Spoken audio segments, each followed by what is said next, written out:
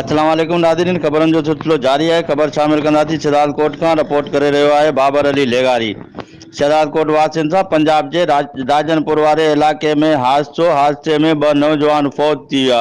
इतला मिलण ते फौती नौजवाननि जे घर में कोहराम मची वियो। पंजाब जे इलाइक़े राजनपुर में ट्रक कल्टी थियण जे नतीजे में ट्रक ड्राइवर 18 सालनि जो नौजवान मुबीन अहमद बिरोही ऐं ट्रक मालिक 22 सालनि जो ज़फरल्ला बिरोही मौके ते फौत थी विया। हादसे जो इतला मिलण ते फौत थी वियल ॿिन्ही नौजवाननि जे घरनि में कोहराम मची वियो, जॾहिं त माहौल सोगवार बणिजी वियो। राब्ते करण ते फौती नौजवान जे वारिस शझाद बिरोही मीडिया खे ॿुधायो त फौत थी वियल नौजवान ज़फरल्ला बिरोही ट्रक जो मालिक हुयो ऐं मुबीन अहमद बिरोही ट्रक ड्राइवर हुयो। ॿई फौती नौजवान पाण में सौट आहिनि। ॿिन्ही फौती नौजवाननि जे लाशनि खे शहदाद कोट आंदो पियो वञे। फौत थी वियल ॿिन्ही नौजवाननि जी तदफ़ीन ॻोठ बख़्तियार बिरोही जे अबाणे कब्रिस्तान में कई वेंदी।